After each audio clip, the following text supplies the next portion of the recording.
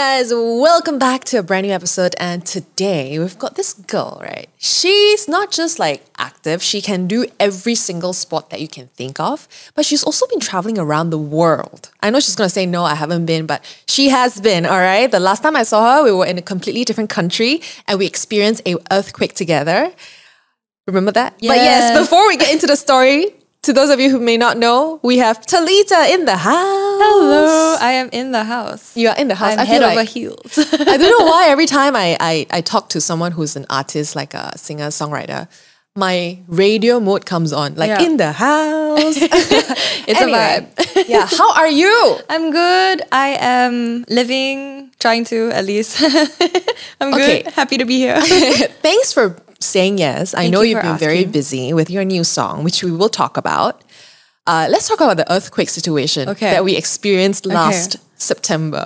Was it September? Oh yeah, it was. You were in Bali, right? Yes, yes, I and was. I was in Bali with a brand, Wanderlust. And then you came Together. over, Yeah. we chilled by the pool. Yeah. We were just chilling, tanning, Yeah. taking pictures. And then suddenly the earth started dancing. Yeah. We were dancing, so we're like, what's going on? I wasn't sure. I thought it was maybe the speaker. Yeah. So like, speaker's so strong. Yeah, why the speaker so strong? Like the bass very king. Turns out it was an earthquake, guys.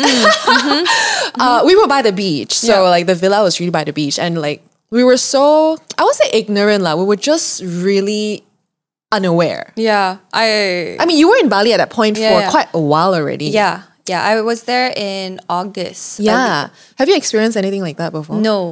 No, but it happened again because I was there recently. Yeah. It happened again, but a lot lighter. Yeah. It was an And- aftershock, I think. No, wait, I don't remember. Yeah. Sure. Anyway, But yeah, it's earthquake. very frequent. But yeah, I'm glad we're okay. Thank Yeah. goodness. Okay, so Talitha Tan. How did we meet? Do you remember? I don't remember this actually. That's why I want to ask you. I feel like I've known you for quite a while. Yeah, quite a while, but I don't actually Remember. remember when exactly was I the think- official time we met. Yeah, maybe one of the events, many events years ago. Many events. But I think when did we get closer? Or like actually acknowledging each like other? actually have conversation. Yeah. Right? I do not remember. Yeah, I don't think we've actually properly went out and hang down. out also. Yeah, it's it's a always lot just of- been like events or other Online, get-togethers maybe? and Yeah, online yeah, we would like yeah. hype. But then I started coming for your Yes. move with Maggie. Yes, you did. Yeah, You yeah. did. So yeah, Talitha and I actually have been friends for quite a while. I mean, I've seen her release some of the best songs. One She's of too the kind. most talented local singer-songwriter. I mean, in the region, really. If you follow her long enough, you would know this girl is really, really talented. Not just that, you're super athletic. Are you still doing any sports right now? I'm surfing. Currently, Yes. the one that I've been mostly obsessed with, head over heels with. Oh. You broke your nose? Was it this one? No, you broke something. I did not break You in. scraped part of your body. Oh yeah, I scraped. That was scraped really a lot. bad bruise. I scratched my back, my foot. But the one where I really got injured wasn't from surfing, was from riding the bike in Bali, as Oh my everybody God, does. babe. You're so daring. You're really a daredevil. I can never do a lot of the things that you do. I tried surfing like for a while. It was quite scary. You know what was at the back of my head? A What's shark underneath? that would come attack me. Is it a thing though? It's a thing for people. The thing is, when I started surfing, Yeah. it never occurred to me that it could be scary. Like what could be scary? Like Yeah, surfing like I itself. just surfing or the ocean, because Okay. a lot of people are afraid of the ocean. That's That's what me. most people Yes. tell me, and it never occurred to me until Okay. people told me. And I'm Okay. like, oh yeah, oh there are things to be afraid of in the ocean. Oops, that's my ignorance. But that helped me progress a lot further. And then like when people started telling me these things, I'm like, oh yeah. But you've not encountered any. I've not encountered a shark, but I had a scare because I was in South Africa in February. And there was a time where like all of like a few of us, maybe 5 of us in the water. Yeah. It's cold water. Yeah. And then like you usually dress up like a seal because Yeah. you have to wear Yeah. wetsuit and Like the everything. wetsuit. So that's what you kind of want. Like that's why they kind of go for you, but they actually don't want to eat humans, right? That's why they take a bite and they're like, oh wait, no, this is not Oh my what I God. want, and they go. I mean, that's the bite that I want to avoid, like. Okay. Yeah. So like things like you have to be like conscious of like the board that you use in the water. You cannot look like a seal. Anything. Right. Yeah. And so- what so color would that be? Black and Right, so nothing white. black. No, black and white. Yeah. So there are some boards that are like shaped Oh in my that way also. So like God. you would usually go out with other kinds of boards lah. Right. But yeah, there was a time 4 of us was in the water. there surfing, and then suddenly it just went quiet, and then it was just like this eerie feeling. All of us felt it. All of us felt it. And then I remember a wave peaked, and I saw a bunch of fishes like just swimming in, like as the sun hit the wave. Yeah. You see flock, like I don't know the words for it, but like just a lot of fishes. School of fishes. School of fishes, Yeah, yes. back to You're school. learning. Yeah. A school of fishes in that wave. Yeah. And I'm like, what is chasing The fishes. the fishes? And I'm like, and then all of us looked at each other and we're like, yeah, I think I'm done surfing for now. But did you actually see the shark? No.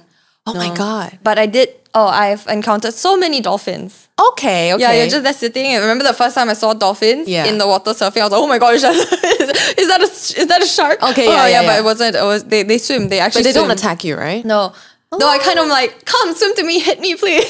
That would be a story to tell. I would freak out whether or not it's a shark, dolphin, a little fish. I cannot. I just can't with the sea. That's why I'm really scared. Yeah. That's why I say you're a daredevil. I can never do that.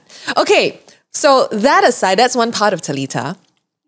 But I want to know, right? Like before you stepped into the music industry, what were you doing? Or is this something that you've always wanted to do? Like you knew? I started doing music for a very long time. I think it's about 13 years now. And you are? And even 13, I'm 27 this year. 26 Minus 13, still. 14. About there? Yeah. Yeah, but even before that, I was already like just singing in the shower. Yeah. Trying to find every opportunity to go out and sing. I would like randomly go out to like, you travel or like around Malaysia. Yeah. You see a band performing. Yeah. I would go up to them. I'm like, hey, can I sing a song? So I was doing that even before I actually like took it on. Yeah. But I never thought it would be something I'd be doing as a career or like my whole life because Asian. Yeah. It never seemed feasible or like Yeah. it made sense or like I never knew there was opportunities for music in Malaysia. And then here I am still doing music and thinking, oh wow, that's pretty cool. I did have like a little like paper that I stuck to, A4 paper, stuck to my door when I was a lot younger saying, I want to be a star. Girl, you manifested it. Basically. Apparently. Talitha Tan now is a household name. Like nobody not know Talitha Tan. Speaking of which, Can I say one thing though? Yes. Artist name is actually Talitha with a full stop. Just Talitha. Talitha. Yeah. Talitha full stop. So it's not Yeah, Tan. yeah. The Tan, I took it away because I don't want people to like Associate. associate. Like not so much of associate, but more of like doesn't matter if I'm Asian or not. Right. It's just I'm a singer and I'm doing this. Yeah. So Talitha. that was kind of like the full stop is just like a pay attention to detail thing. Yeah, I love that. I love Stop that. No, there. it's a creative mind thing. Like the details matter, right? Thanks for letting me know. Okay, then since we're talking about Talitha, well, you guys, Talitha, she just dropped her latest single, which I absolutely love. It's been on repeat on my Spotify playlist. Thank you. It's also giving me like 2000s Avril Lavigne vibe. I Yeah. don't know if that's what you were going for. Kind of. I wasn't specifically thinking Avril Lavigne. I Yeah. just heard a song from this guy named Landon Conrath. Okay. And I'm like, oh, this is a vibe. This is Yeah. something I want to do something like different because like the songs that I released previously and the first single I released this year, it's more chill and that's always been the kind of music I'm writing. Like when I heard this, I was like, I want to write this. And on that day itself, I walked into the studio. I'm like, I want to write something like this. I want something like that you would bop to, Yeah. that you would like move to, that you Yeah. just feel like a lot of energy to. Yeah. And then like I was afraid because it's not my forte or not something that I'm used to writing. And then like my producer started playing with sounds. I'm like, okay, I like that. I like that guitar. And then it just flowed. Yeah. It just flowed. Like everything just came out and I wrote everything just easily. When it comes, right? Yeah, when it comes, it comes. And Yeah. and I've always had that problem with writing Yeah. because I always stop myself from writing. And that's been like a problem for years because I always think like, oh, this is not good enough. And I get really shy. So I end up not actually writing anything because I'm like, oh, this is not good enough. So I don't write it. I don't sing it. But like, because I've been like, I don't know, I got very, very inspired from my travels last year. You traveled a lot last year. I didn't travel the world, but I did travel a lot. Parts of the world is Parts still of the world. Yeah. Right, Yeah. okay.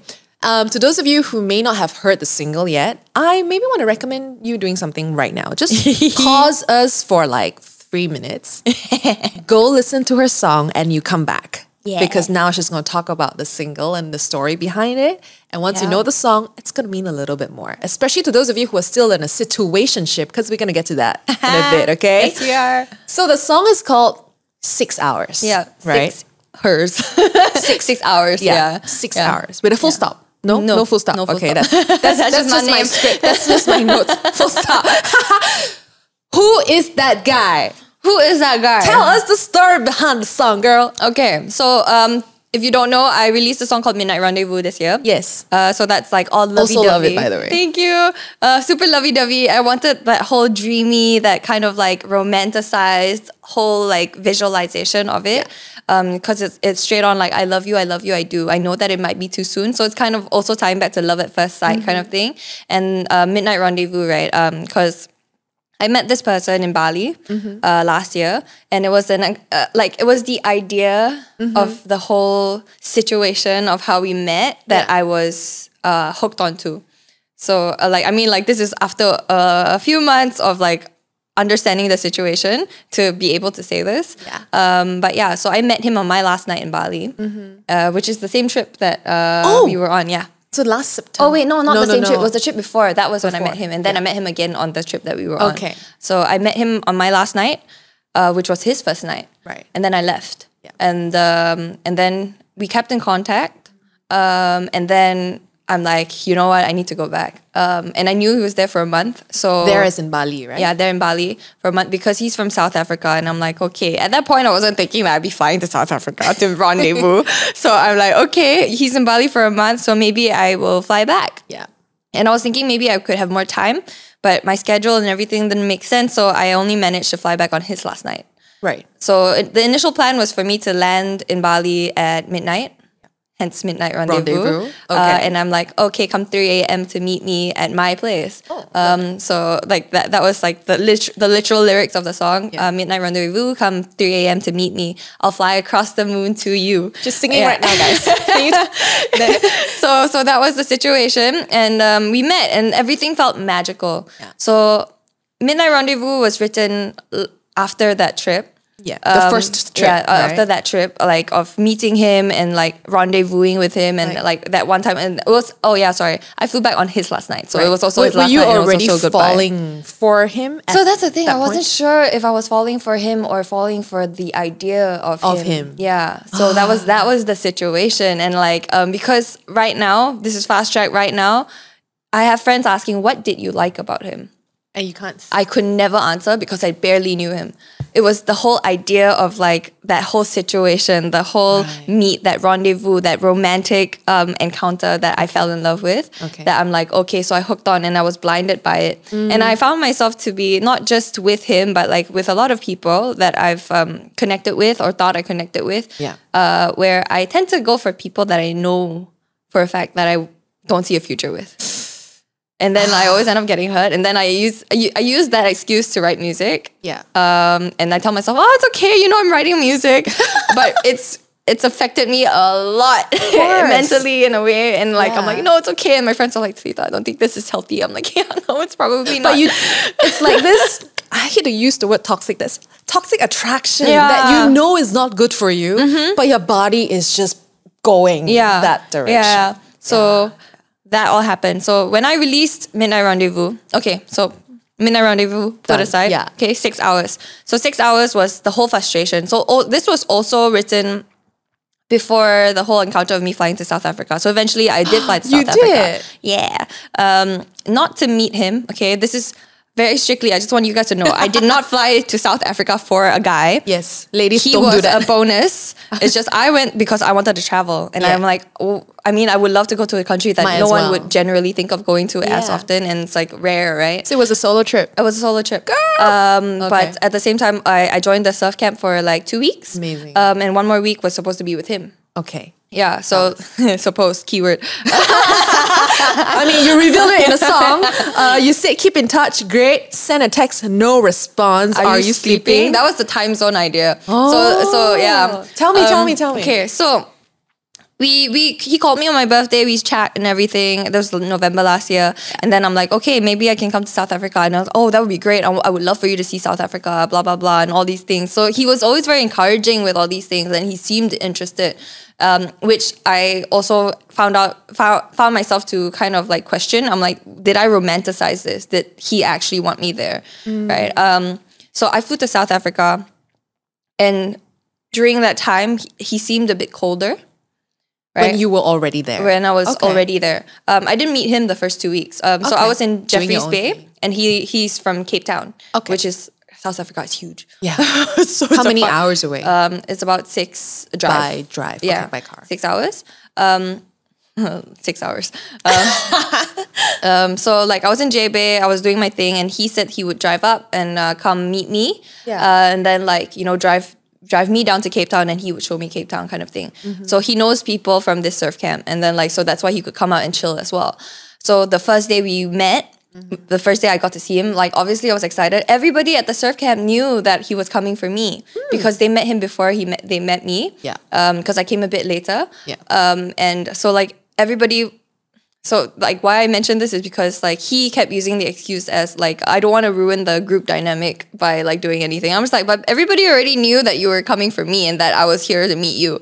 I'm like, what excuse is this? But okay, never mind. First day we met, underwhelming. How? Cold. Tell me. Cold. Like, you know, I'm there, I'm like, okay, hi. I went up to him and he was just no emotions, no expressions. There was no excitement. You would think like not seeing someone for a while and like, you know, we connected back then, that like this would be like at least like, oh my gosh, like even as a friend. Yeah. Right. But I didn't feel anything. It was odd. I was confused. I was like, okay. And everyone around the surf camp that I got close to were like excited for me, and then they were like, oh, nothing. I'm like, yeah, no, nothing. And they saw the way he was. They saw the way he was. They saw everything. All right. So like he was cold, and I would speak to him, and like I knew like we were not together. We were never together, right? Situationship. Yep. So for me, it's like, okay, if you want to be with other people, that's fine. Yeah. It's just like the whole communicating thing. Yeah. Is a thing, right? But you know, some people just don't communicate. So like, I knew he was, he went out with like he was casually seeing somebody in between, which was like, by all means. Yeah. But he randomly sent me a message one day. He's like, hi, I was kind of seeing somebody. But like, that was when I realized I'm not ready to be in anything. Okay. So like, I ended it. And then I'm like, oh, okay, I mean, I guess it's good. So nobody's time was wasted. And this was after South This was before South Africa. Yeah.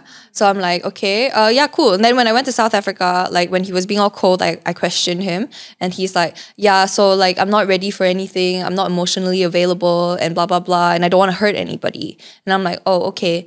Then like I thought about it. I pondered about like that, what he said. And I wanted to say, you know what? I flew all the way to South Africa. It's a 20-hour flight. Yeah. I don't care about getting hurt right now. And also because I'm like, oh, if I get hurt, I'm writing songs. Right? I'm like, I don't care if I'm like, you know, if I get hurt, like I'm a big girl, I can handle this. Yeah. Like, let me have my fun. Yeah. Right? So I questioned him again another time. He gave me a lot of mixed feelings. So constant hot and cold. Right. So sometimes he's like super cuddly. Oh. And then sometimes he's like just cold. And I was just like, what? And then like they see when he's like sweet, like he would come and tackle me a little bit. And then they see when he's also cold. They're just like, I don't know what's happening. Everyone was confused. So I'm like, I wanted to ask him straight up. I'm like, hi, so you said that you're emotionally unavailable. Before I could say I'm a big girl and I can do whatever I want, he stopped me and said, I was casually seeing somebody and she wanted more and I realized I'm not ready for anything. So if I were to hook up with you, you as in Talitha. me, Okay. he said, if I were to hook up with you, and for me, it's like, hook up? Sorry, I'm just a hookup? I mean, I know I often find myself to not know my self-worth, but I don't think I'm just a hookup. You know, which hurt. I'm like, wow, that hurt. Yeah. Right? Hearing the word hookup, I'm like, ouch. Okay. If I were to hook up with you, it would hurt her. Oh dear. So now you are like the third party. Yeah. Somewhat. Suddenly. Yeah. And I'm like, sorry. You guys are together. And I'm sorry, but you're all the way here. She wouldn't know. And wait, are you in a relationship? Wait, here I am trying to like tell you that I don't care if I get hurt. Being selfless, but instead you're not thinking about me. You're thinking about being worried about hurting someone else. Oh, wow. I felt so small. You were like an option to him, basically. Yeah, I felt so broken. That hurt me, and I'm like, oh, okay. I kept quiet. I couldn't say anything at that time, and I'm like, okay. The group was asking to buy groceries. Yeah. So I'm like, okay, I'm gonna go buy groceries. Yeah. And then he's like, oh, okay, I'll head out too. Then I'm like, okay. So we walked down, and then I stopped him. I'm like, I'm sorry, but I'm sorry. I just want to say that I think this is unfair because, I mean, we communicated. We were talking. We kept in touch. It was sweet. I said this like all about to tear and everything. Yeah, yeah. I'm like, And I don't think we were flirty. At least I thought He you was were. flirty yeah, too, he right? was flirty. Yeah. So I'm like, I don't think that was in my head, and I'm not sure. It would have been nice if you could communicate that, because I don't think it's fair that you never said anything, and like And I then don't suddenly- remember the exact words, but Yeah, I said for all sure. that, and then I'm like, so I feel cheap. I said to him, I'm like, I feel cheap. I feel like nothing. I mean absolutely nothing. Like I'm worthless. And then he's like, I said that crying, and then he stopped me, and then he's like, Talitha, and then I'm like, I grabbed his arm. I'm like, it's okay. And then I ran. Dramatic. I just ran. Where did you run to? I ran to the car. I ran to the car. I was like, whoa. And after I ran to the car, I was like just thinking about it. I'm like, that's kind of funny, but okay, never mind. And then like the worst part is like, okay, then I stopped crying. I was just breathing, trying to breathe and not cry. Then the group, the surf camp people came up to me, and then they're like, hey, they could sense it, like the Something sadness. happened, And they were like, you okay? The question, are you okay? Always triggers. And I just poured. I just like cried, and then I caught them up, and they were like, oh my God, how can he do that? Like they were all also really confused. Yeah. And I was like, yeah, I don't know. It's okay. That was kind of like, okay, you know what? If you're not gonna do anything, I'm fine with just being friends. Yeah. Right? I'm okay with just being friends. I'm perfectly fine. I just needed communication. I need like proper closure. I need like, I'm okay to be clear, rejected. Yeah. right? Like you can reject me. I'm fine. I'm okay with rejection. But I just need it to be communicative instead of like hoping for like knowing, like I'm wasting my Hot time and cold, hoping. Yeah. yeah. Because I'm like, I don't have time to play games. Yeah. Right? I'm like, I know I'm just 26, but like, I don't have time to play games. I'm confused because he was almost like, yeah, come to South Africa. And when you're in South Africa, he's doing all this shit. Yeah. What the Yeah, audacity. the What's his name? audacity. Let me find him. I'm just kidding. I'm just kidding. If you realize in the song 6 hours, Yeah. towards the end of the song, I actually put some voice notes. Wait, I watched the music video. Was it in the music It video? was in the music video. Like voice note does not show in the music video, but it is in the audio. Oh, okay. Yeah, even the Spotify. Okay, I'm going back yeah, to- it's there. But I didn't want to make it very clear because I might get sued. Well, we don't know who he is. He will not be watching this podcast. So yeah. it's okay. Exclusively on Head Over exclusive, Heels. just You like guys in don't case tell other y'all people, don't know, okay? it's Keep it to yourself. his there's voice notes in it. It's like, hey Tally, sorry I haven't replied to your messages and stuff. Okay, is he at least cute? Oh, he's super cute. Blue eyes? Blue eyes. Oh my god! Blue eyes. How tall? Oh, tall. Oh my god. Tall. Six packs? Suffer. No, not 6 packs, but 4, 3, 2, I don't know. Got lines lah. Got some lines. I don't know. Nice He on and touch, off. Not so much of that. It was just more of like, okay, I'm small, you big, very nice to cuddle. Okay. Oh my god. Yeah, but like, okay, so that wasn't the worst part. So I thought, okay, we're not friends. done. No. Okay, tell me more. I thought we were friends already. At that point, I'm like, okay, I'm cool with being Like friends. you were okay to still have this friendship. I've generally been always okay with just being friends. Yeah. And if I can write songs about it, I'm more than okay. Because it's my way of journaling. Yeah, People you're journal my in the book, I subject write right music. now. Yeah. So I'm like, I'm okay with being friends. So I was friends, but he was also still trying to do like mixed signal things. Oh dear. Even which was after like- that conversation. Yeah. And I was like, what the hell? Like I couldn't like wrap my mind around it. I'm just like, okay, you know what? I'm just like gonna go with the flow. I don't care. But for me, I'm like, I'm not hoping on this right now. Yeah. So the day we were driving back to Cape Town, he was like, why not you ask this friend whether you can go stay with him a couple of days. Yeah. And I'm like, oh, okay. Initially, like I'm like, okay, you want me to stay with him, but you asked me to stay with you. I don't really have many days left, but okay, sure, I don't mind because this friend lives by the coast. So wait, before that you were staying with him. I was supposed to stay with him. Okay. But he did stay with me in J-Bay. Oh, you. And that was the hot and cold because he spooned me, he cuddled me, he really cuddled me, and I'm just like, what is happening? This was guy. after the conversation. So I'm just like, yeah. And I'm like, And you let him spoon you? Yeah, Okay, but I'm never just mind. like, Free okay, spoon must stick. Free spoon must stick. I'm a cuddly person. But I'm like, okay, I will take it. But he called the whole day after that. I'm like, what on earth? This spoon got a problem. Yeah, this spoon got problem. I think it's bent a bit. Yeah. Someone broke it. I don't know. Okay. So on the way back, do you want us to go stay with this friend? I'm like, okay, I don't mind because he lives by the coast and I get to surf because he lives in the city and that's a bit harder. It's harder to get around in South Africa because it's a bit like dangerous. So on the way back, I'm like, okay, cool. Texted the friend. Friend said okay. And then he's like, oh yeah, I might just come up there and like maybe stay in a place there with you. And then like we can go surf. I'm like, yeah, sure, I don't mind. Yeah. More than happy to. You're like so chill. Yeah, I'm like, okay, friends, I don't care. We ended up going to his sister's house. Okay. Sister with a husband and kid, and his grandmother was there. And you guys are This was the day driving back, yeah. Yeah, okay. So I'm like, okay, sure. So as an Asian, I'm like, I gotta win the family's heart. I don't care what we are yet. Yeah. It's my duty. It's my duty, and I'm pretty sure I did, you know.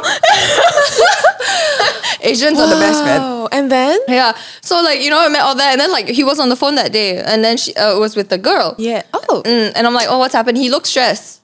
Right, he looks stressed. I'm like, what's happening? And then he's like, oh, it's that he continued, and then he came up to me. He's like, oh yeah, so she was upset that she never got to meet the family. Shut up! And then like, you know, I told her that like, you know, I'm not looking for anything. But then I hear you. She found out that I was hanging out with you. Then I'm like, you guys are in a relationship. I'm like, I'm sorry, what? I'm like, okay, never mind. I did that. I just like I went through that night because we were just staying over there, and then he was going to send me to the friend's place the next day. It's an hour away. So got into the car and everything, packed. I met the sister, everything, right? They were like, oh, it was so lovely to meet you and all that. Okay, entered the car, and what he said was, they're gonna ask me a lot of questions about you. I'm like, huh? Why? Because I never bring people back. Why do you need to tell me this? This is information that I don't need because we are not anything. And why you bring me back when we are nothing, right? Yeah. Okay, never mind. Because we're supposed to be at his place, but instead we're there, okay? So I, you know, there were a lot of things that still tied me to him. That's why I still had to keep in contact with him. Like, for example, I bought a surfboard that was going to be delivered to his house. Right. And then I left my luggage and everything in his car to his house. So because I was only going to be with the friend for a couple of days. Yeah. So I only packed for a couple of days. Yeah. So you have to still go back to him somewhere. Yeah. So he was going to come, right? Yeah. That was the idea. 3 days supposed to be there. On the second day, I messaged him. I asked him, okay, so let me know your plans. I know you're busy and all, but like, let me know so I can also plan out my day. He's like, yeah, I'm gonna be busy. Can you ask our friend, whether you can stay with him for a couple more days? And I'm like, extra days. Yeah. Then I'm like, okay, and what if he's not cool with it? His respond, then I'm afraid you're gonna have to find your own accommodation. The audacity! Because you can't stay with me. Because I didn't tell my roommates, housemates that you would be coming. And I'm like, sorry, I spoke to you about this in November. Yeah, you guys had a conversation about it. Like, you not telling them is not my problem. Okay, good. And then. yeah, you know, like I was like, what? And then he's like, but I know that like you were planning to stay with me, so like, you know, I'm happy to pay for it. I'm like, no, it's not that. I'm like, what on earth? And I'm like, he's hiding something clearly. Yeah, clearly. And I'm just like, I said I should have just taken all my things with me. Then he's like, oh, do you want me to send it to you? I'm like, because my board was supposed to be sent to him. I'm like, here I am being considerate. I'm like, no, it's okay. You don't need to drive all the way here. You can like send it together with the board when you can. I was upset, and then he's like, oh yeah, I've been pressured. You know, I'm really pressured. Like, you know, I've been super stressed out about this whole situation because like when I realized that you were planning your trip around me. I'm like, no, I mean, what? Okay. Like a little bit of gaslighting, I think. And then I'm like, okay. Like manipulating the story. Yeah, then I just went straight up, I'm like, okay, the friend's okay with me staying a couple more days. Can you at least send me to the airport? He's like, yeah, I can do that. I'm like, okay. Because I'm like, I'm not going to spend money on going to the airport. I'm like, you messed up here. Yeah.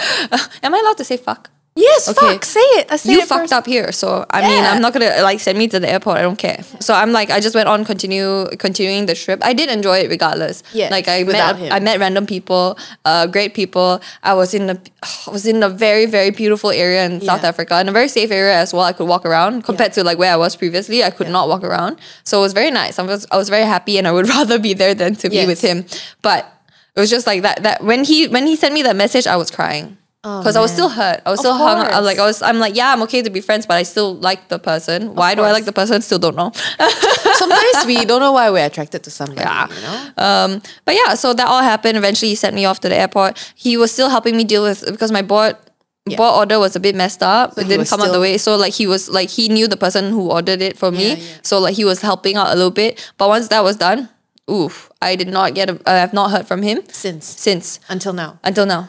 Which was like, okay, it's good. but at the same time, because I was still like, I had no closure, right? Yeah. I had no closure, and I was still very upset about it. And I was like, I was writing more songs about it, and I was like, okay, cool. I sent him a message. And I'm like, I shouldn't have sent you a message. Now you have power.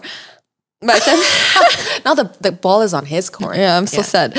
Are you okay? I'm okay. If you asked me about this a month ago, I'd be crying, but I'm okay. Yeah, I'm you're over. okay. You're I'm over like, it. I found my own closure.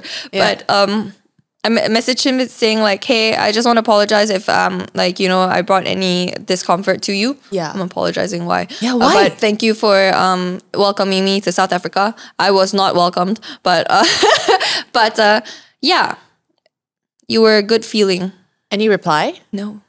He What a double tick, bish. blue tick me. Double blue tick me. And I'm just like, okay. Then after that, you see his stories talking about this is why I'm not in a relationship. You know, all these like little memes. And I'm like, Oh my God. what? And he was, okay. Ton of red flags, honestly, throughout the story. I tend to ignore red flags, so I've been told. Yeah, we will get to that. Yeah. Because I feel like I used to be like that also. Yeah. I've had my fair share of being in situationship, and that was a very good case Roller of a coaster. situationship. Things Yeah. are not clear, boundaries Yeah. are not clear. Yeah. You just don't know, and because boundaries are not clear, Yeah. both parties don't really know how to respond. And then like you kind of feel like you have no right to respond the way Because you are you're because you're not not in a really- relationship. There was no Yeah. commitment. So it's kind of like, okay, this is like the lack of communication as well. Yes, yes. But with all this, okay, I ended the trip in February. That was all over, right? And I was already heartbroken. I was sad. I was upset. Yeah. And then I released my song Midnight Rendezvous, and he which is a happy song. He knows the songs are about him. In fact, he's like, I'm like, hi, can I write a song inspired by you? He's like, yeah, please do. wow, your relationship is so confusing with him. I'm a very straightforward person, so I will say straight up. So for me, it's I'm communicating, but no one else is, which Yeah. is the frustrating bit. Yeah. But like, okay, so this was like all before, right? Yeah. So Midnight Rendezvous was released in. He heard it? Yeah, he heard it, obviously. Because he follows you still? I think so. Oops. But you see, the thing is, Midnight Rendezvous is a happy, lovey-dovey, So dreamy he thought song. you were still in... No, it's not so much of me thinking what he thinks, you know. It was more of, I had to do promo for the song about how I'm so in love. Oh my gosh, I had to go through our messages, and this was like when I was questioning, I'm like, did I romanticize us? And I went through messages, I'm like, I did not romanticize us. It was real. Yeah. Like he was really playing with my heart, man. Yeah. But like, I'm like just going through, and I was like, oh, and when I was doing promo for this, I was crying every time I did promo. Yo. And everybody thinks, like, I literally had people like messaging me, oh my god, I ship this. Oh my gosh, I'm so happy, I'm so excited for this love story. Oh my god, this love story is so like, I'm no so happy ready for it ending. to unravel. But I'm just like, just you wait. I'm just hours is coming. I'm like, 6 hours was written before the South African trip. No way. So 6 hours is not necessarily actually a sad song. That's why Yeah. in the music video it's like a lot of energy. Ah. 6 hours is just a frustration of like meeting someone and then Who's not love reciprocating. at first sight and kind of like, what do I do with this love now? Or like, where are we at? It's basically situationship also, because it's like, okay, a lot of people say keep in touch, because as I was traveling and a lot in Bali, you meet a lot of people. Yeah. And because the turnover is so high, Turnover so turnover is so high. Hello, who's single? Go Bali. The turnover is very high. If you want a situationship, Bali is the right place to go. Really? Yeah. Okay. Because Take nobody note, guys. there And wants girls. to like commit to anything, because everybody just comes, enjoy, and goes. go. Yeah, and So- people who live there also feel that, and they kind of get tired of it also. Like How many situationship you had in Bali? nothing that I committed to lah. No situation got like A few. a handful. Funna. Is it funna? It was fun to explore. Like for me, it's just more of like exploring and getting to know how like people are, the different cultures, the different like mindsets. I thought Yeah. that was interesting. I'm Like, so auntie. Hey, funna. You tell me, like I Oh. feel like I explored. Like I Yeah. told myself last year was a year to explore, and I felt like I got to explore. I love that. Myself and like everybody else. It was cool lah, but You get different flavors from all around the different world, flavors, yeah. yeah. Lots. Lots of flavors. Yeah, seasonal in Bali also, you get to meet certain type of people within this people. Yeah, because more people just like people from a certain country goes to this place at a certain time. No wonder the single. Sometimes more Australian, sometimes more South African, sometimes more like. But you'll be surprised by there's just so many foreigners in Bali though. But they're hot though. They are hot. Apparently They're on just eye Tinder, candy, it's like you but- cannot stop swiping on a hot guy. I don't know. I feel like that's just a trend. Oh, really? It's a trend for people to just snap. Yeah, they look nice, but like a lot of people also end up saying red flags. Like you see the comments. I've seen those, and I'm just like, You can comment on Tinder profiles No, now? not Tinder, but like no, people take screenshots of people on Tinder and like post it on their TikToks. Yeah. Oh, that's a great way to find out. Yeah, and then like you have people like down there saying red flag, red flag. Oh, this is when you know there are red flags. And I'm like, okay, so they like I'm not the only one that goes through this, because like these girls know for a fact all these people are freaking red flags, man. It's crazy. So yeah. Okay, well, that's quite a story to talk about. Both your songs and more to come. You are releasing a whole album by the end of the year, right? Yeah. And what would you say is the theme of this entire song? I mean, the album. This is somewhat pathetic. I'm not pathetic, no. but like a lot of the songs were inspired by this South African. It was mostly trridgered by the South last African. album about him. Next one, no more. Okay. No more. Over already. I'm not inspired to write about him anymore. I have no more. But like Midnight Rendezvous, Happy, 6 hours. Not about the trip, but more of like it's The whole like a long distance thing. Because it's like here I am trying to forget you, because like it's a situationship, right? It's a situationship, and I'm like I wanna forget you because like it's just a situationship, but I'm hung up on the idea. But I'm here. Like I found myself actually forgetting him at some points, like last year, like towards the end or early this year. But then, trying to forget, but you're calling on my phone. he still calls you. You're like, hey, how you doing? And then Hey, like stop we it, get on a for call. what? You call me back for what? This was like then lah, right? Yeah. So I'm just like, okay, trying to forget, but you're calling on my phone. Wanted you to know that you're 6 hours behind me. Get out of my head. Oh. Can't believe I met you last night, because I met him on my last night. Yeah. Leaving me here with love at first sight. So Girl. it's like, but I love that line, because I'm like, oh, okay, Yeah. that feels like a genius line. I have to say, I love all of your words. Like the way you can put them into words, into such beautiful lyrics. I would just cry. I don't think I can do that, right? But yeah, I think that's the beauty about you, like making something that is so painful into a beautiful fruition of your work. I think that's great. And I'm really looking forward to that. I was very frustrated because like usually one song is enough to make me feel better. Like when I write songs about people, like about my heartbreaks. Usually like okay, one experience, one song, and I cannot write anymore because I'm just uninspired, or like I don't feel anything for it anymore. Not don't feel anything when I sing the song. Sometimes I feel. But like I just don't feel inspired to write more. But this one person, for some reason, I wrote like 5 songs about him. Wow. Yeah, Okay. and I was frustrated because I'm like, why can't I get over this? Because I was constantly feeling the pain. I was constantly feeling the hurt, and I'm like, because I felt like I lost a lot of myself to this, like a lot of like, my heart. So like I was just like writing, and that was like one of the pains that I was feeling, because I'm just like, why am I still inspired to write about you? I don't want to write about you anymore. But the one that pains us the most is usually the one that will tells the most story. So I'm like, okay, it's okay. I'm writing songs. Yeah. Manager was like, I don't think it's healthy for you. I'm like, you cannot complain. Let me cope. I'm writing songs for you. Yeah. He's like, okay. You know what's funny? A lot of people actually do not know. I think we said the word situationship many times. A lot of people don't know what it actually means. I think it's a situation. Yeah, in a ship. That you're in a relationship with a situation. Yeah. So basically, you know who I asked? I asked ChatGPT. GPT. I was like, let me try this thing out. I love the answers that we're getting. A situationship is basically a term that's used to describe a relationship that lacks clear boundaries, tick, commitment, tick, or defined expectation. The story just now only ticked all boxes. And it typically refers to a connection between two people that falls somewhere between a casual friendship and a committed romantic relationship. Sounds about right. Exactly that, right? ChatGPT. Thank you, ChatGPT. Very good, very good. Very good. And they often really lack labels. Yeah. Do you think labels are important? It depends on what you're going for. But clearly you guys didn't have a label at the time. Yeah, no label. So like, and were you also looking for a relationship, or you were like, what was your intention then? so in general, my whole life, I came from a broken family. Yeah. And then like with my mom always implementing it on me, saying like men suck. right? So like I actually grew up like I don't want a boyfriend, I never want a boyfriend as I was younger, and then like got my first boyfriend and then started meeting people. So it's not so much of not wanting a boyfriend, and it's not like I'm afraid of getting hurt because I clearly go out and get hurt. For some reason, masochist in a way.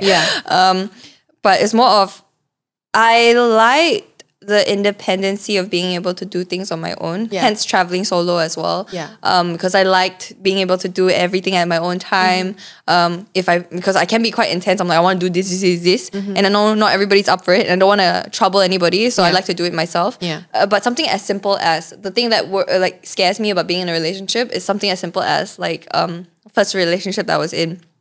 Was it the one I know? No. Okay. I was. I used to drive to events a lot, do all these things all by myself, right? On my own, drive to event, very gung ho, no problem, never had an issue with it. Then, you're very independent. Yeah, independent. Then get a boyfriend, then he drive you everywhere. Very nice, feels great. I'm like, wow, so nice. Don't need to drive, can just chill. Then one day when he cannot drive you anywhere, you just feel lazy because you're spoiled by the idea of like someone driving, the luxury, right? And I'm like, oh my gosh, I don't like this feeling. I don't like this because like I feel like you become dependent in that sense, and I don't like that dependency.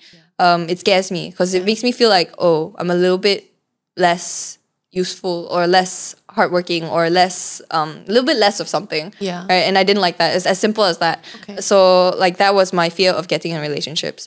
Like you feel like it will diminish your own self-worth. Yeah, a little bit. But is it coming from yourself, or is it something that your partner does, you think? I think it's more for myself. Okay. Yeah, it's more myself. Me.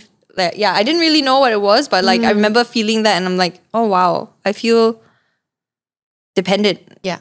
Which explains why you also tend to fall into situationships. Yeah, because I'm like, okay, I know I don't see a future with you, but I tell myself that I don't tell myself that. Like, so I'm just like, I just go for it.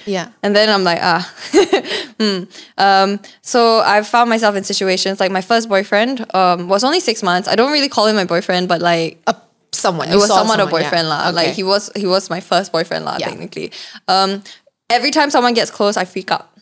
Get close in what sense? Like once more, like to be in a relationship with you, okay. Like, or like I see feelings getting like there, I would freak out. I'll be like, okay, I'll start pushing them away, and I wouldn't just push them away without communicating. I'm like, hi, I think we're better off friends. So that happened with this person, and then like, but we continued hanging out, and like it felt easier. But because it just didn't feel right. Right. But it felt easier, and then it felt better. And then I was the one who's like, okay, actually, do you want to be my boyfriend? Younger. I was a lot younger. Do you want to be my boyfriend? And then like that was when a label was put on. Happened also with my last relationship. I've only been in 2 relationships. The one I know is the last one. Okay. Yeah. My last relationship, he is a very smart person, very lovely, very nice guy, but very accountant. Very accountant. Very robot. He's very nice. He's a very smart guy, but sometimes I'm like, too smart for your own good, man. Because like typical Asian, lacks of too much emotions. He is very practical. It's great. It's good, but like after a while, I kind of felt like I needed more. With your personality, it just didn't match. I need a lot of love. I'm someone that I know for a fact I need love. What kind of love do you need? Like just like touch, like what is my love affection, language? I feel like everybody's all. I'm definitely all. But if I have to put top on the list, top two. I cannot. I'm so bad at making decisions. Touch. Touch definitely.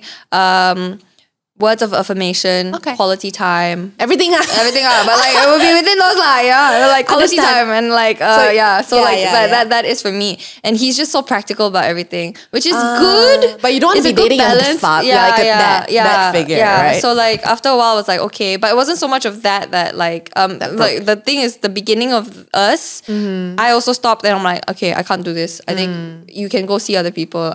We're better off friends. So that went on like for a whole year. But then we still hung out occasionally here and there. And then one day we started hanging out again. I started flirting with him a bit. With this ex, And when he got close, I freaked out again. And then there was one time where he kissed me and I kept quiet for an hour. I freaked out. What are you scared of? I don't know. With him, it was just like when he kissed me, it didn't feel right. For me, it did not feel right. Didn't feel safe. Yeah, I don't know what it was. It was just like, it didn't feel like I wanted to be with you. Okay. In that way. Didn't feel right. Yeah. Okay, fair. So, and then he's like, okay. He respected me. He's like, if it doesn't feel right, then I can't do anything about it. Yeah. And I'm like, okay. But we continued being friends. It wasn't awkward. It was nice. Yeah. So we hung out. Every time we get close, I would still like kind of like freak out, but I was freaking out less. And after a while, I just felt comfortable. And one day, it just like, I've been asked, like, how did it feel right? When did it feel right? I'm like, I don't know. I cannot answer. Until today, I still don't know. Like, one day, it just felt like, okay, yeah, I can be in a relationship with this person. And then we went on for 3 years. Yeah, it was good. It was a good run. Nothing bad to say about it. Like, if you want a very practical person, this might be the person for you. Yeah, but for you, it just didn't match your personality. Because I don't know if you remember, there was a situation where someone tried to take a video of me showering. Yeah. You told me about that. That was his cousin. I'm sorry that happened. It's okay. Thank you. Yeah. It was his cousin. Yeah. I understand that being put in a position like that, like nobody really knows what to do. Everyone can react to it, like because everybody is an outsider. So I was defending my ex a lot. I was just like, oh no, it's a hard position to be in. He wouldn't know what to do, but he didn't do anything. He didn't do anything. He was not there for me at all. So what that was the his trigger. Reason? He was just being very practical. I don't know. His reason. That's not practical. I don't know. His reason was that he just didn't want to his family. But the thing is, he was never close to the cousin. I was the one who took care of the cousin. I was the one who brought the cousin into our lives. Yeah. I was one, like, I would never claim this of anybody, but I can say that I gave him a life. I would never say anything like that. But like, this guy was quiet, and I'm like, okay, I fed him, I took care of him, I brought him for events, I brought him to rock climb, I did everything. My friends knew him because of me, and they never said anything before, but they were like, yeah, he's a bit socially awkward. I'm like, oi. I'm like, sorry, what? But yeah, so like, the thing is, he didn't do anything about it. And the thing is, the cousin's mother initially came out and apologized to me. Then my mom straight up said, she doesn't want you to report. She doesn't want you to do anything about it. That's why she's coming up to say sorry, right? Then I'm like, no lah, she just feels bad for her son. I felt bad for her, right? Then when I shared about this situation, I never named anybody, but I shared about the situation. The mother threatened to sue me. Will we get into trouble for this? No, I don't think so. Okay. I mean, no names mentioned. No, yeah. She threatened to sue me, and my boyfriend was like, take it down. I'm like, sorry, what? I'm not taking it down. And the thing is, sorry, what? No. I'm like, how could you, like, I've been letting you go with this and not like pressure you in any way. Even your friends were angry for me. Where is your anger? I'm like, I don't need violence. I don't want violence. But don't you want to punch him in your head at least? Don't you feel angry for me? Don't you feel like the one to like protect me? Yeah. Like me confronting the cousin as well was all my doing. I wanted to do it. He was somewhat delaying it. He was like just standing there. The first thing he said when he came down, came down to go meet the cousin with me was, "How are you?" I'm like, don't ask him how he is. I don't care how he is.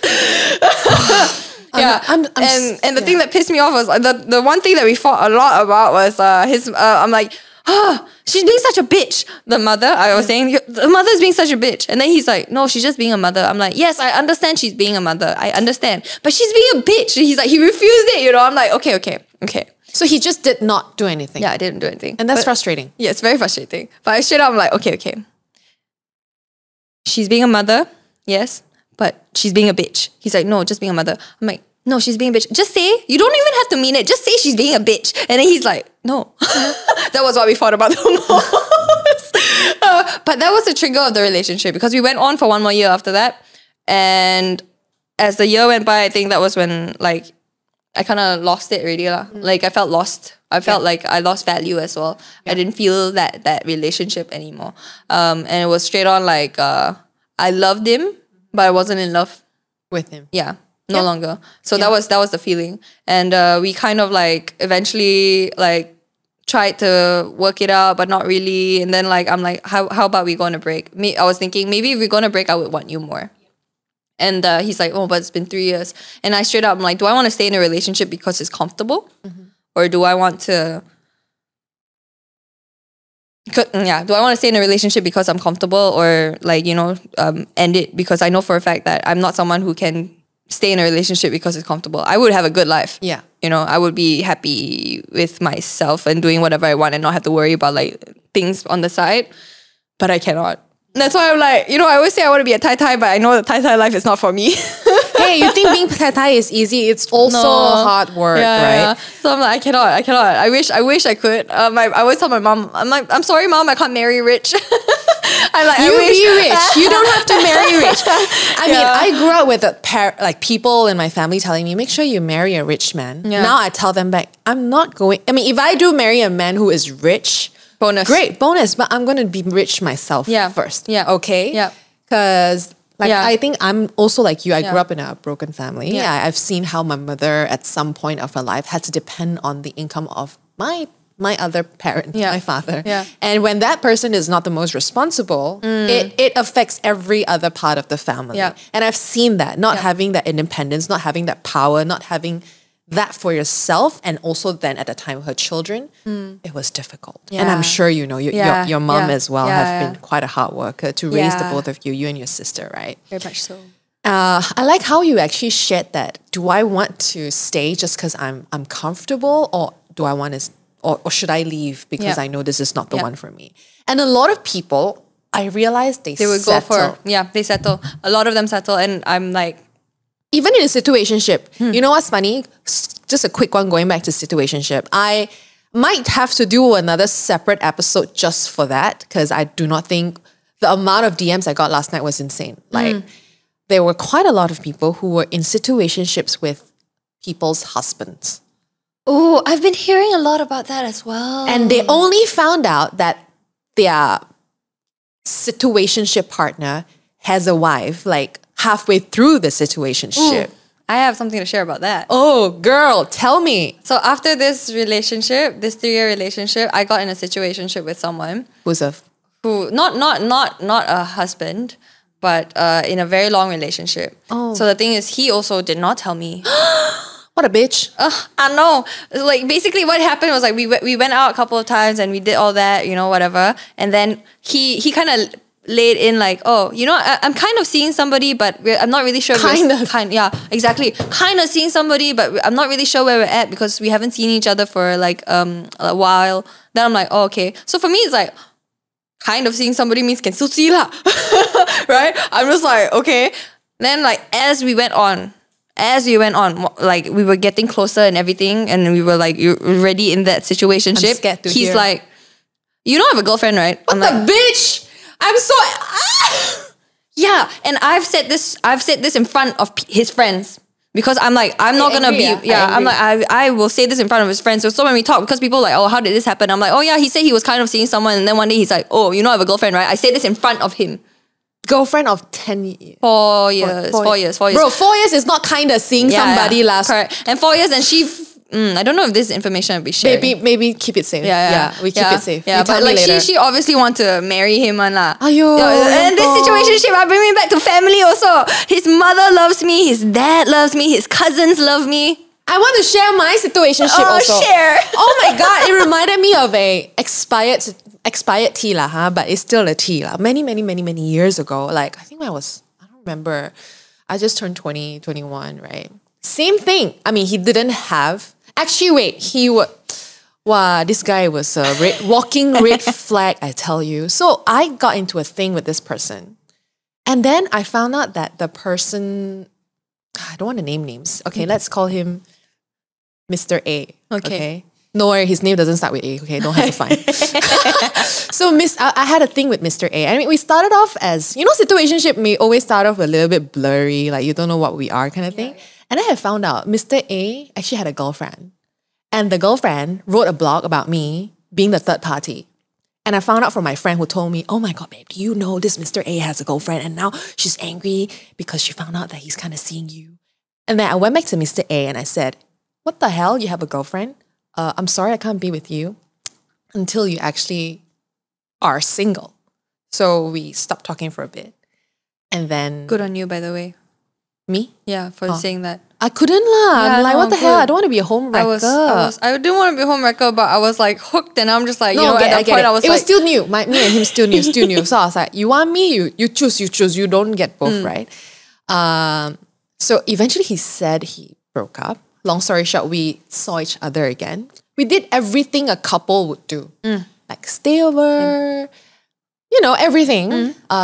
Go to movies, even introduce me to his friends, like his inner circle. And I'll feel so special. But I always get this look because I really felt like the third party because he had a girlfriend just prior, right? Yeah. And I came in fresh, not knowing anything. Yeah. And I always felt judged, like nobody really fully liked me and really actually talked to me, but they're just like being civil and nice because I'm the girl he's bringing in. Yeah. Right? Also met the parents, okay? Met the favorite nephew, met the sister, met everyone, go back to the hometown. And I found out he cheated again. So, you know, for me, I think if a man cannot define his feelings for you from the start, believe him the first time. Yeah. And that's what I have to say. Yeah, that's a very good tip. Yeah. Because, ladies.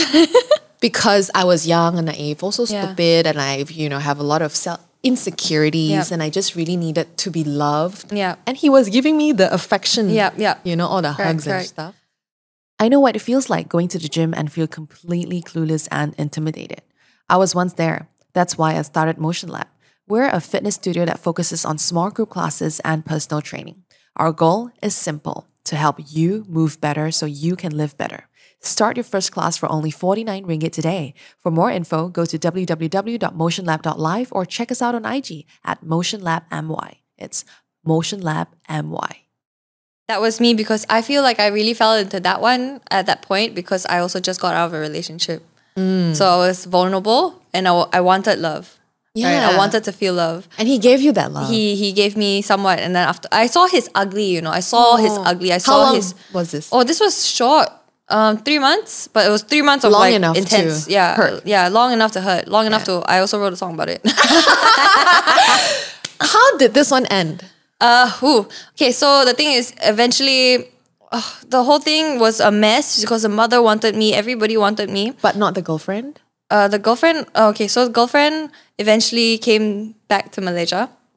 God, no wonder he got so much free time. Yeah, exactly. That's why it's so easy for him to get away with it. He came back to Malaysia and I was pushed aside. So I'm just like, okay, I was obviously hurt. And I'm like, okay, I really cut.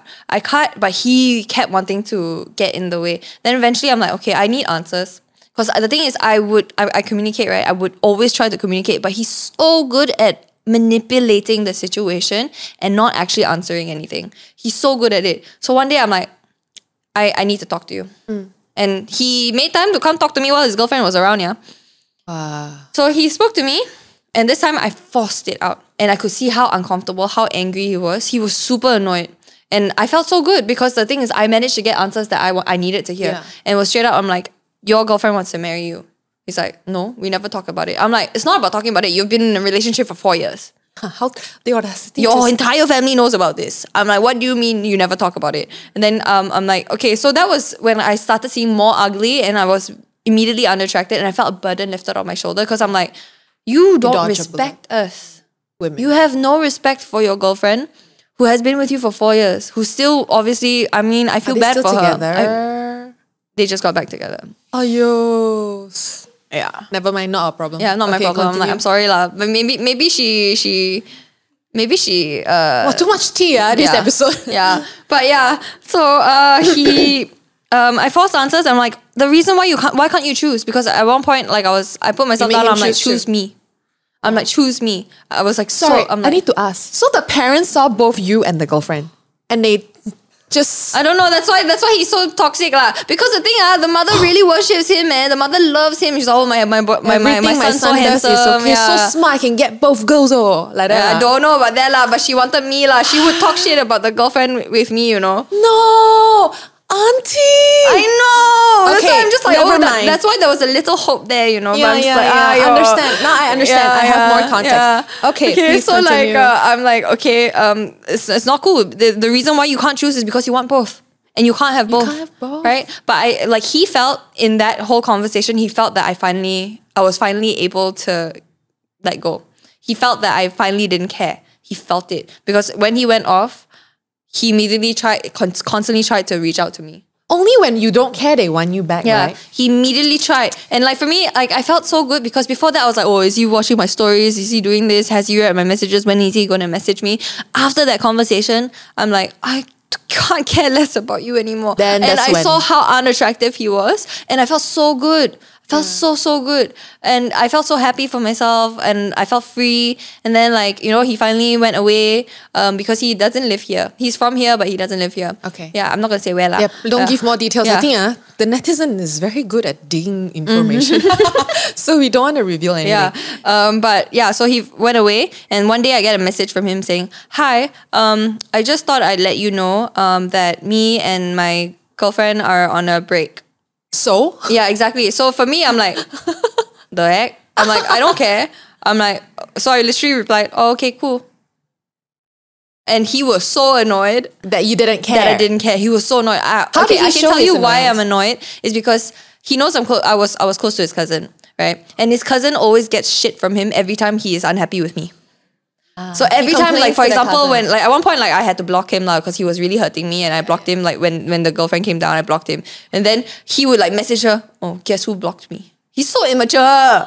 Is he younger than No, he's older. Guys, He's over maturity 30, is not man. about age. I'm man. gonna tell you right now. It's crazy. So like me being upset about like me not caring about this, he would immediately message the cousin. The cousin would like then the cousin, she's also a bit. I don't want to She's say also one runs of in a the kind family, lah. but never mind, let's not judge. She's also Okay. one of a kind lah. Cause like when she gets all these messages from him, she gets annoyed, and then she'll be like, Oh, it's a she, "Why?" okay. Yeah. So she would be like, "Why you don't talk to him, ah? Why you don't So text she's him?" trying to It's not just it's be the more of middle like, person. yeah, you shouldn't be with this person, but at the same time she's like, "But I don't want to deal with this. Why you don't talk to him? Go talk to him, lah." Are you still friends with this person? And I haven't seen her for a while because she also on and off. She's dealing with her own shit. Okay. So I'm like, I don't fully blame her. But at the same time, I'm just like, hello. So I would say straight out, I'm like, hello, I'm like over this guy. I don't care. He's toxic. You know it. Why are you telling me to talk to him? She's like, I just don't want to deal with it. I'm glad you're out of it. Yeah, but yeah, that was. How many more situationships? Do we have time for another? I think that's the main. Thank you for sharing. That's a lot of tea. I'm very full right now. But I do want to talk about why people settle. Like a lot of people still settle to be in situationships. And I'm a little comfort. bit shooketh. I feel like it's the comfort or like the effort that they already put into the situationship or like whatever the relationship or the thing that they already put in, and they're afraid. Because I felt this feeling when I was breaking up with my ex. Not that we were a situationship, we were very much a Actually, relationship. just even a relationship. Yeah, but it was just more of like I felt it because I'm like, I've built 3 years of my life with you. And you don't want to start all over again. Yeah, and I'm like also questioning who is going to love me. If not you. Yeah. If I leave. I'm like, if I leave now, I have to start over again. The idea of starting over is tiring. The idea of like opening yourself up, being vulnerable to strangers and like the fear of like not so much of rejection of like, but just more of like, can he love me the same? And Can going he through love me hard, that way? like, Yeah, that whole thing is tiring and it's scary. And I believe like that's also the reason why a lot of people just end up staying. Because I have like friends who are like complaining about their situationship or complaining about like their partners. yeah. Like saying like, I really cannot do this. Well, this person does this, like really all the toxic things, right? Okay. But they're like, But they're still in and then it's like, oh yeah, I'm gonna talk to him. And then I'm gonna leave him by this time. I need to get this done, then only I can leave him. Then a year later or a few months later, oh yeah, still with the person, living with the person, doing this, and then Despite like all. because of like a lot of it, especially when you start living together, lah. It's I think hard, it's a lot harder. Also, another thing I realized, like why people settle, is really that fear of being alone. Like they would rather be in a relationship that's not fulfilling than being alone. Yeah. Because that loneliness can be scary. Yeah. The Yeah. idea of it, I feel. Serial daters. I I've used to seen- be one. Like I never stopped dating. Like it was always relationship after relationship after relationship. Also got daddy issues. I needed, I don't know, some sort of love from a male. So Figure. I seeked it through bad relationship. I think I talked about this many times before. But another thing is also like societal pressures. Yeah. Because when you're single, right, people will always say, hey, why are you still single? I Or get that a like, lot, but don't want to date ah? I love being single. I loved being single. It's the freedom lah. Yeah. And the being able to do all these things and not like, but I also enjoy being in a relationship. Yeah. No doubt. But it's just like I can also understand like why I enjoy being single. So that's why like I've not been a serial dater in that sense. I can be single. But also, yeah. But yeah. I like, yeah. Yeah, I can imagine. Ooh. No, I can't help but have to. I want to say this because there's really the amount of stories I received just by asking, "Are you in a situationship?" yesterday. At least hundreds. Oof. So I know doesn't sound like a lot, but 100 people in situationship, hundreds of them, male and female, yeah. And I want to remind you guys that sometimes things are clear. It's us that makes it complicated. Yeah, blinded. We are blinded by a lot of things. In denial. In denial, or like refuse to accept the reality. Yep. You rather live in this fantasy. At least I have somebody. Yep. But don't settle. Like, don't settle for what you're less than, or you feel like, I don't think I can get better than this. At least I have somebody. I don't want you to think that way. Yeah. But I have something to say about that though, the self-worth thing. Yeah, tell me. I am definitely someone who often find myself like not worthy of anything. I have very little self-worth because I'm just not very confident in myself. I might come off as a super confident person because, you know, I do so many sports. I go travel, I do all these things. I do what I want to do, yes. But at the same time, I also find myself feeling like I'm not good enough for anything, any situation. Not good for myself, not good for the people in my life. And I always end up blaming myself and like also seeking for assurance, which can be tiring for the people in my life. Getting yourself in situations with people because your standards are so low for yourself. So you end up going not even for bare minimum, or even bare minimum being so good to you because you've not received anything else better. God. Oh my God. Because that happens to me all the time. And like, yeah, I have friends like knocking me into my senses, just like, Talitha, that's just bare minimum. I'm like, that's not even bare minimum. But you think it's so great because you've not received anything as good. Yeah, like people are getting 1 or 2. Yeah. But you're getting, let's say, -5. Yeah. So even if a person, your partner gives you -2, which is not even the bare minimum, you think it's a lot. Yeah. Oh my God, guys, Yeah. let that sink in if you're experiencing that in your relationship. It's just like the awareness lah. So like I never thought about it. And then I'm like, oh yeah. So after that situation or wherever I found myself to be, I was like, okay, whenever I feel something good, I question it for a bit.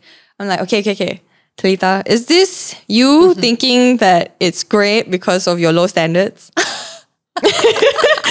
I'm like, think about it. Is it? And then,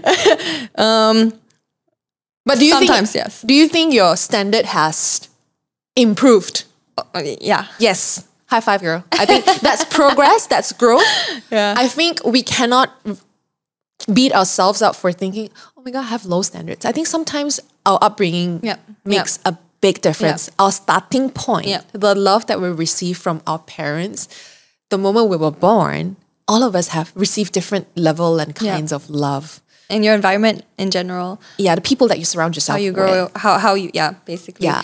But to clarify to everyone who's listening, who might be feeling like worthless or no self-worth, this is not faulting you in any way. It's not faulting you or saying that you are you're in wrong. This is not like asking you to defend yourself in that sense.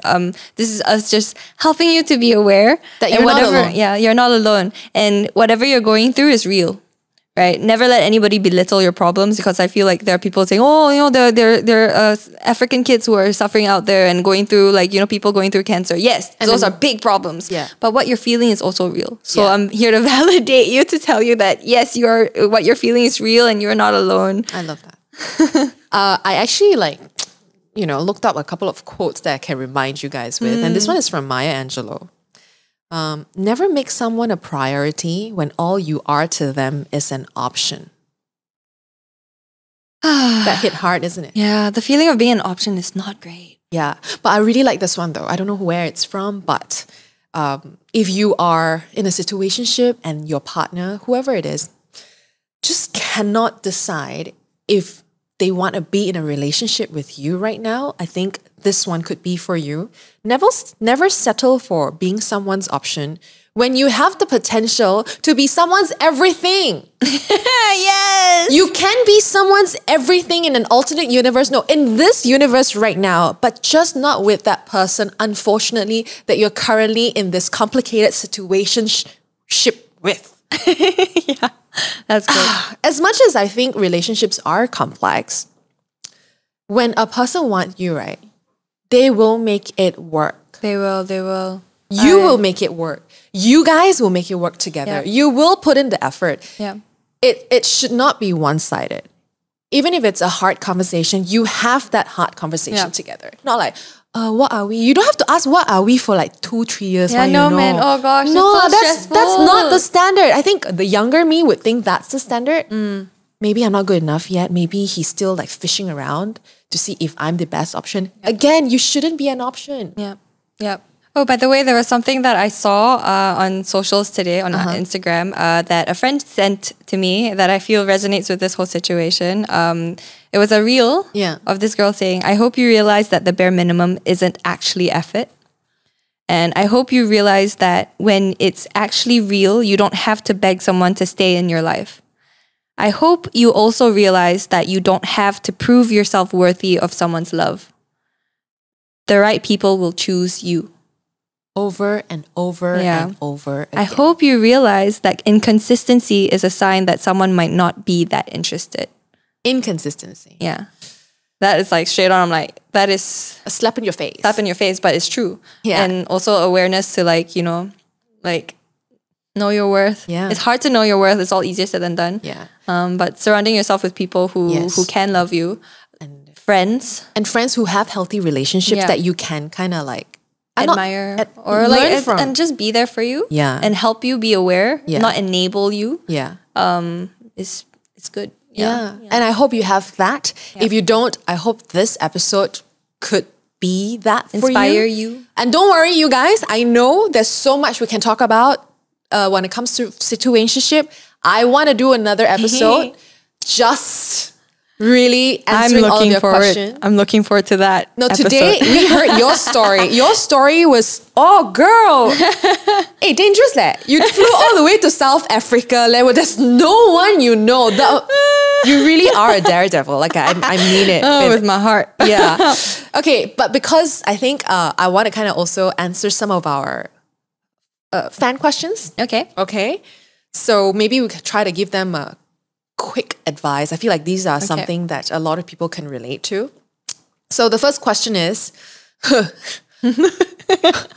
what if I am the cause of the situationship because I don't know what I want? So I have been sending mixed signals to the other party. Hey, you sure this is not the South African guy?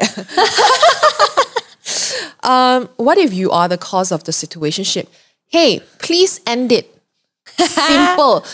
Do not continue the situationship if you don't know what you want and you're giving mixed signals. If you are going to give mixed signals, no need to give anything. Correct. Simple. Correct. Right? It's all about communicating. For me, communicating is very, very, very important. Yeah. I tell this to everyone, anybody, it's just like, say it straight up. Yeah, like, say it like it is. I don't know what I want. I know it's hard because I know a lot of people cannot communicate because they don't know how to express. Yeah. The excuse always, oh, I'm very bad with words.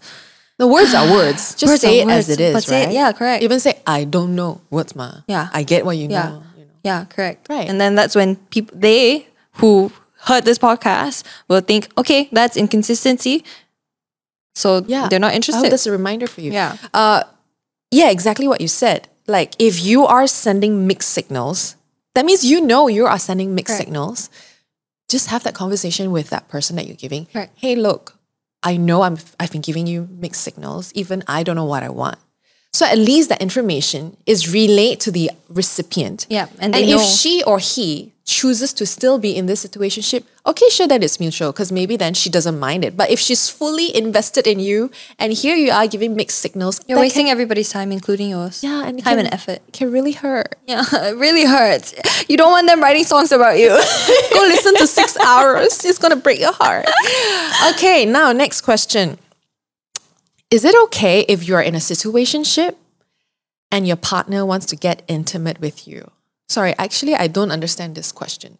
Partner as in your original partner or partner in the situationship? Because so many like Tai Sam Jie story, I cannot. I'm like, okay, for me, if it's the partner in the situationship, I mean, like that should be something that's like communicated with you both, right? That is the situationship that you are in. Yeah. So I mean, if you want to be intimate, by all means, girl, guy, get it, do whatever Get you it, want. get on it. No but worry, if you go, don't go. want to, make sure that's communicated. But why are you in a situationship Yeah. then? Yeah. I don't think anybody wants to be in a situationship. But I do want to clarify though, situationship is really when you're doing everything a couple would do, but there's just no label, no clear boundary, and you question yourself all the time, what is this? But the courting period where you're still like flirting, being flirtatious, getting to know one another, that's not situationship. I think that's early stages of early stages. of a That's just budding- dating. Yeah, meeting, dating. So I think it's a little bit different. So I mean, if you want to sleep with someone on the first date, that's really up to you. Yeah. No judgment. As long as it's mutual consent. Like Correct. no one's going to judge you. Right. But know that, ladies and gent, boys, okay, I don't want to say boys. If you're 18 and above or 21 and above. 21 and above, too young. Too young. Later day, 17.5 years old, cannot. If you're going to get intimate with somebody, know that no matter how casual you want it to be, I feel like there will be emotions, feelings that will come. Do you agree? I feel like there's some people who really know how to detach. I cannot let. I cannot. I cannot I need simply emotions. sleep with people, I cannot. I'm sorry. I need a form of emotional connection. Yes, Proper. yes. If not, I cannot. If not, I call gigolo, I won't sleep with you. Correct. Yeah. But there are people who can really disconnect. I'm just kidding. I've never called a gigolo. Just want to clarify. Later they make it into a news, you know. Okay, cool. Yeah, feel free to be intimate with that person, but know what you're getting yourself into. Yeah. Yeah. Okay. Because feelings are going to get caught along the way. I mean, you're doing a lot of things together. Okay, next question. I really want to know whether I should go for a guy who isn't sure about me, who sees me as an option, who's taking things slow with me while being close to other girls. Do I deserve better, or should I pursue a guy I like? Please rewind this episode and listen to the quote that we mentioned Exactly. earlier. Exactly. Very much so. I mean, no. So clear. I know it's hard. No. But no. We are here to tell you. If you don't have those friends to give you answers to that, we will currently be your friend right now to tell you, no, you have worth. Yeah. No matter how worthless you feel, you have worth. You are discounting yourself a lot, girl. No. Okay. If he is taking things slow with you, sure. But if he's taking slow with you while messing with other girls, and how you know, Anna, you're still okay with it. I cannot. And it's also like, I mean, you should be with someone who makes you feel like Special? Yeah, special. Remember what I said earlier? You could be everything. You could be the world to somebody, and you want someone who is the world to you and the world to them. My mom, sidetrack, my mom often says, make sure you be with someone who loves you more than they love you. I don't believe in that saying at all. Okay. It's just a very Asian saying. I feel like a very older generation woman kind of thing. I've been told that before. Yeah, many times. And I don't necessarily believe in it because it's like, why can't it be balanced? Yeah. But there's also different ways of how different people love each other, different love languages. Like with my exes, I've never felt love where it's balanced. I've always felt like I put in like this amount of love, but they could be putting in love in a different way, but just not the same and just not able to like match in that sense. So that's what I realized, and I never realized that I didn't have until I felt it. Feeling like effortless love. Like unconditional, effortless love, like where it's like you're not even trying, and to feel loved in that way is a whole different thing. Yeah. To feel like you're not even trying and knowing for a fact that this person loves you, that's the trust that you get in like relationship, that you should get in relationship. To not have to worry about this person going around with other people, that's trust, that's love. And like to not constantly feel like, oh, I'm not good enough, oh, I'm an option, to feel worthless, to feel that way that you feel, I feel no. Because I've had a taste of that. And I can tell you no. Because often I did feel like an option. Often I feel, hey, come on. I'm not trying to be like, full of myself. But hey, I'm Talitha. She's Maggie. We're somebody. We have every right to not be an option. You too. And you too. Yeah. So, I mean, whoever it is that you're with, really. I like what you said because it reminded me of this episode that I watched. It was Michelle Obama. That she was talking about her marriage with Barack Obama. And she said that it's not the exact word that she said. It was something like, in a marriage, sometimes he gives 70% and I give 30%. And I'm not going to fault him for only giving 30%. And sometimes it's the other way around. The point is, in a relationship that's healthy, It's never going to be 50-50. I do 50% of the dishes and you do 50% of the dishes. Sometimes you have to take on a 90% because your partner can only give you 10% at a time. And you're going to have to be okay with that. And it's like holding space for one another, making space for one another so you can hold them while they are healing or they're growing or whatever it is. That's relationship. So if you're going to always think that your partner has to love you more than you love them, that means you're always expecting, say, 80-20%, 80-20%. It's tiring. It's not possible. And you're constantly going to be disappointed. Yeah, no way. It's not a sustainable way to think that, to function in a relationship that way. Yeah. Finding balance. Balance is what you really, really need. Yeah. We can go on and on about this, but I think you guys kind of get it. Should be effortless love lah. You shouldn't have to think about it. You shouldn't have to work so hard for it. It should just be something that you feel and you know. You will know. You will know. Yeah. And they do say that relationships are transactional. But like, what kind of transaction? You can't really be too calculative about things. No. Anyway, just a few more questions. This is funny though. If a guy is close with so many girls, is he a fuckboy kind of person? Ryan, can you answer this question? I'm just kidding. Oh, do we have a fuckboy in this room? What do you think? I have my take. If he's close to every girl, I don't necessarily think because he's close to girls, he's a fuckboy. Agree. I think he can be close to anybody that he wants, whatever gender. Yeah. But it's that I feel like that's when trust comes in. Yeah. Right. He has to do a lot with trust. So for me, it's like you can be like it depends on the person. You know this person, right? If you know this person, you know how he is as a person. He is close to girls. And how is he with those girls? Yeah, but it depends on how he is. Because close is very generalized. Yeah. Right? What is close? Yeah, do like they hold hand, they you know, brush shoulders all the time. What kind of close? Or is he just buddies with these girls because, say, example, he's in a female-dominated industry. Yeah. Maybe he's in a skincare industry. So you can't just say, he's a fuckboy because he's always surrounded by girls. No. I think that's unfair. Yeah, correct. To stereotype, you know. Can be a salesperson also. A salesperson have to know how to like really like sweet talk someone, you know. Correct. Yeah, so it's like, it's just knowing and trusting. But yes, just close is very generalized. Yeah, I think let's not stereotype anyone and whoever it is. If someone has a guy who has a lot of female friends or a woman who has a lot of male friends. I have a lot of male friends. Yeah, I have a lot of male friends too. So does that make me a fuck girl? Is that a word? Fuck girl? Fuck girl. I don't know what. Not often said. No, so sad, right? Yeah, fuck girl, fuck boy. Equality. Fuck boy sounds cooler, but anyway. Last two questions.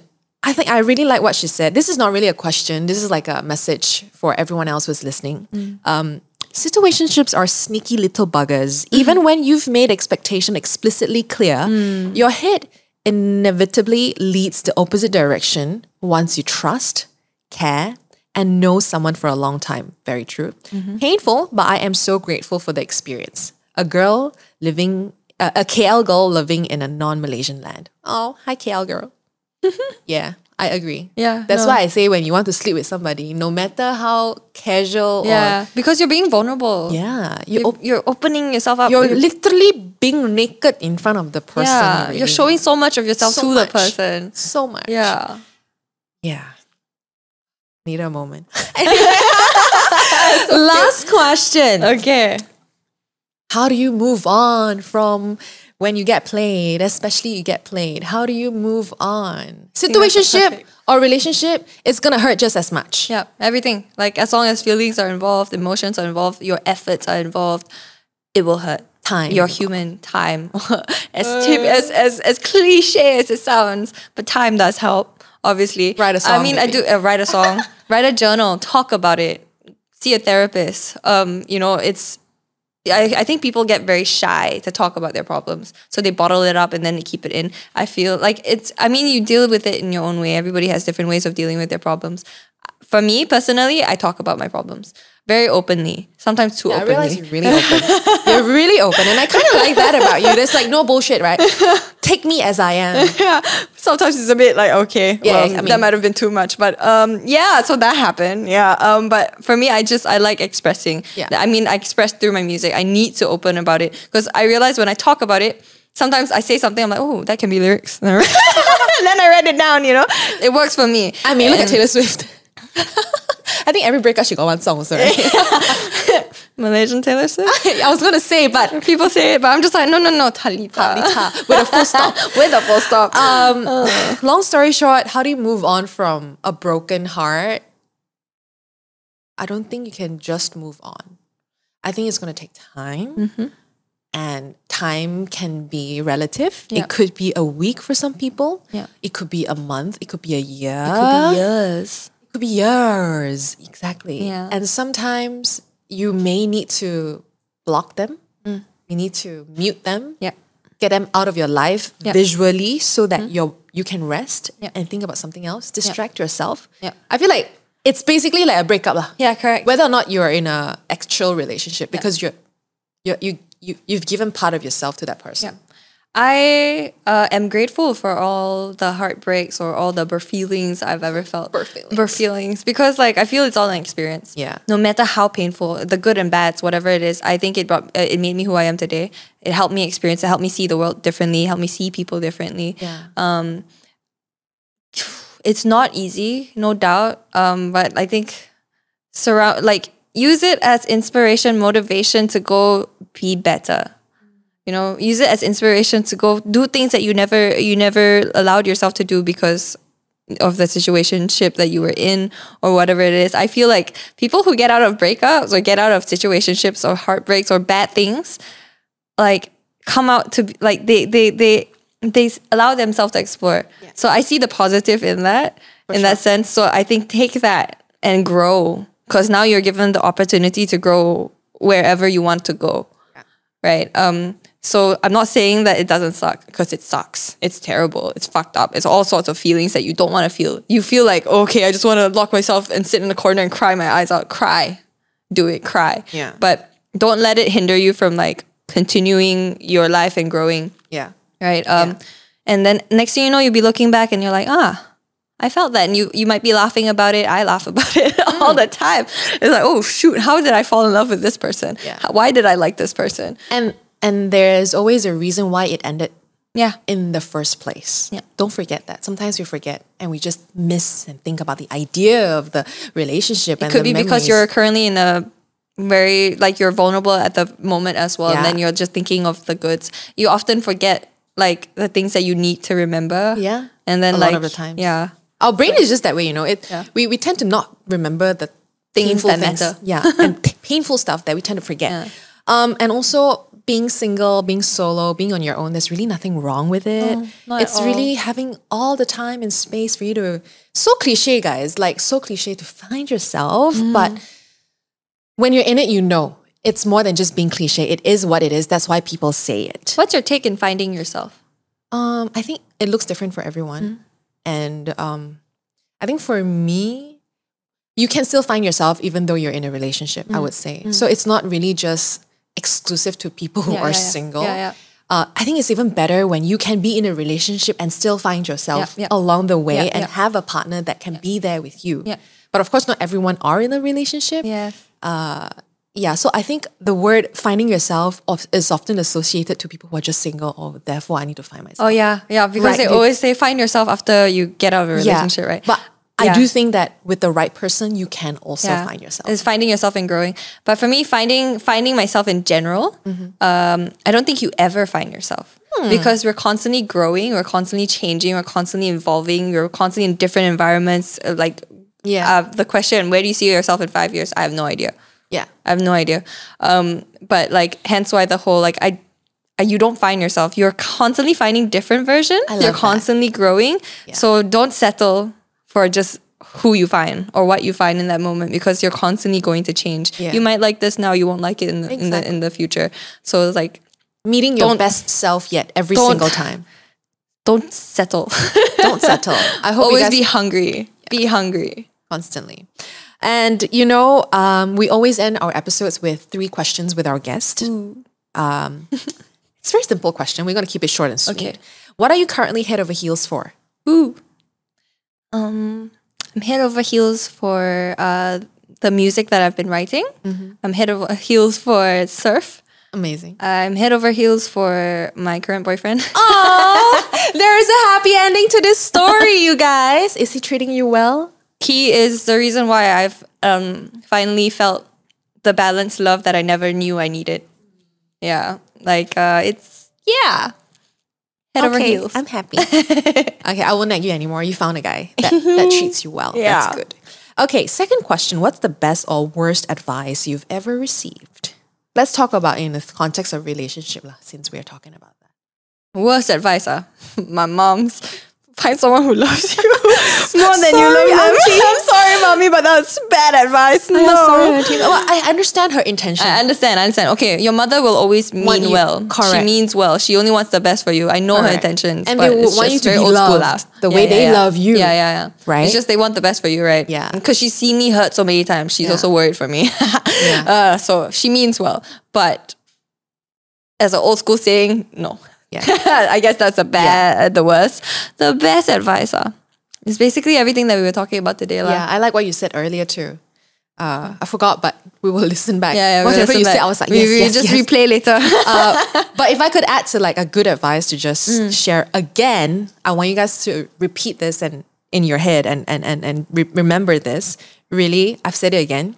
Never settle for being someone's option when you have the potential to be someone's everything. Everything, right? Again, there's no fairy tale in relationships. It's hard work. No. So yeah. Last one. 3 words to describe your life right now. Ooh. Or sentences. I don't even know. How do you break into a song? Sure. I'll break into a song. How would I describe my life? I would say I don't know how to put it into 3 if I'm limited. Okay, unlimited for you. Unlimited for me. Because you got a nice voice. Oh, very nice. I mean, could be 3 words. I'm like thinking 3 words. What 3 words? Exciting. Okay, we'll take that. Anxiety. Ooh. Contrasting. Sure. Contrasting. That's excited. In love is the exciting. I would put it under that. In love would be singer-songwriter like this one. That's how they categorize words. Anxiety would be life. Yeah, life's scary. Life is scary. Like where you are. Sometimes you're in a dump. You're just like, oh my god, what am I doing in my life? Yeah. Anxiety. Or like my song release, things not going the way as planned. Anxiety. Understand. So much hard work put in and then it doesn't go away. Oh, heartbreaking, man. What's the last one? What am I going through? What are you going through? How are you feeling right now? Not easy, our simple questions. No, I feel like very, very hard. I got stuck to myself. Yeah, I asked myself the same questions. Last one. Hungry? Okay, I love that because we're gonna have dinner. And I hope you guys had a fun time listening to this episode with Talitha. Check out her new single and her album that will be out. Yeah, I'll be releasing lots of songs. So I've got like my first single in March. Yeah. Second, just April just released. That's 6 hours. Yeah. Check it out. It's very different from my usual song. Thank you. Next one will be called Apple Pie. That will be in June, and then we've got another in July, and then September, and then the album will be out in October. There we go. So I'm performing for Good Vibes as well, so come through. Go check it out. Talitha with us here on Head Over Heels, and I think this episode has been a great reminder for you, yes you, who's listening right now, to fall head over heels for yourself first and always. Yes. And don't forget that you are so much more than you think. You are everything. You are everything to someone out there. And don't stop searching for that. Don't stop being hungry for that. Yeah. And if you can't find someone to be everything to, you are everything to yourself. Yes. Okay? You should be. Yes. And goodbye. Take care. See you in the next episode. Bye.